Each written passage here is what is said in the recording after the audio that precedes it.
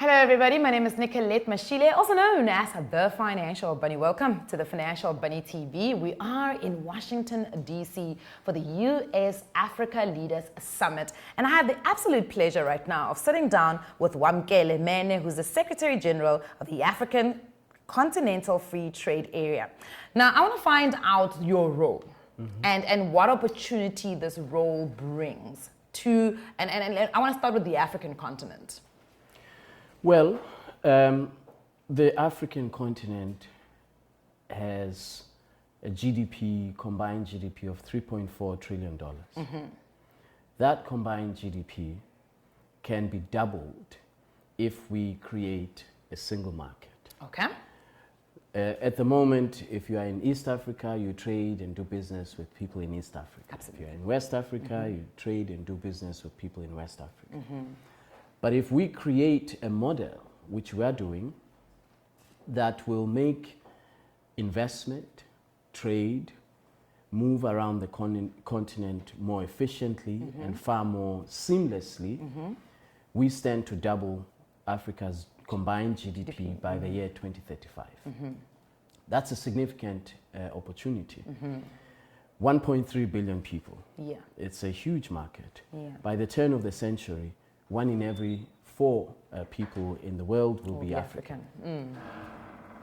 With the attendant purchasing power that also will be rising. Yes. So that's what the African Continental Free Trade Area is about. It is about leveraging on the size of the market, creating jobs, creating investment and trade jobs for Africa. Yes. And my job is to make sure that that happens, to bring all of this together and to work with the various governments across the continent, to work with the ministers of trade, the ministers of investment, the heads of states, to make sure that we move in the same direction and to make sure that we develop and agree to rules that will deliver this potential and this promise of a combined GDP of close to $7 trillion by the year 2035. I can though assume that it brings a lot of complication in terms of the different heads of states. Are you finding resistance? Are you finding willingness? Are there going to be policy changes that we're going to hopefully see across the African continent? It is very complicated because each country or each region has their own economic policy. Absolutely. And so you have to, we have to reconcile. Right now we have 44 countries that have ratified this agreement. So we have to reconcile and develop a common position on Africa's economy, on trade, on competition policy, on investment policy. So that's the big challenge. Yes. However, there is political will. We have all heads of states are committed, absolutely committed to making sure that this happens. We are 65, 70 years behind, let's say behind our own ambitions since the end of colonialism on the continent. And so we don't have time. We have to accelerate the integration of our market because we know the benefits of an integrated market. We know that if you create an integrated market, you are enabling a small medium enterprise to expand. Yes, absolutely. And to have access to new markets. Absolutely. So that's what the AfCFTA is about. I want to go to the one African currency, but we'll park that for today. We'll come back to it. I want to talk about the memorandum of understanding that was signed right here at the U.S. Africa Leaders Summit. What does it entail? We were working closely with the Chamber of Commerce in any event, but now this just formalizes that working relationship. As you know, U.S. Chamber is one of the largest organized business formations in the world, with the largest corporations being members of U.S. Chamber. And we have an interest to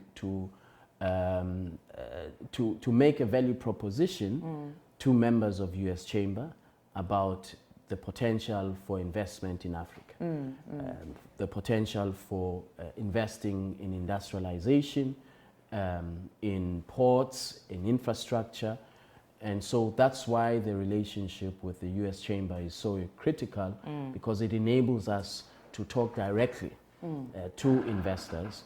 And I'm very grateful that the US Chamber was more than willing to have this MOU with us. I've got like 1 minute literally to just squeeze in this question, and I have to really squeeze it in. Please talk to me about how important platforms are for us to be able to get all of this information out there. We know that young people, we know our mothers at home are informal traders. They need these types of partnerships. How do we ensure that we create those platforms to get that information out? We are working very closely with Afreximbank to develop what we call an Africa Trade Gateway, which is a portal that will have information about markets in Africa. What are the local content rules that are applicable if you want to export to this market? Which businesses can you partner with as you export to these markets?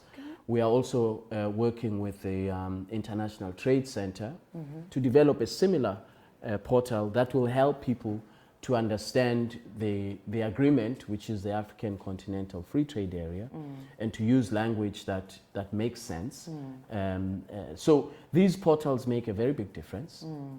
You will be able to register onto the portal, and you at no fee, and you will receive all of the market intelligence information that you require. And that's really to help business connectivity on the continent. All right, thank you very much for your time, Secretary General. I think it's really important, the work that you guys are doing. I mean, we are currently going to be on a platform which is YouTube, which is also one of those that, you know, really fosters the storytelling of making sure that opportunities are out there. So it'll be very interesting to see this gateway and have it come to life so that you can share those opportunities. Thank you. I appreciate your time. Thank you very much. Thank you very much for watching. As you know, we will see you on the next one.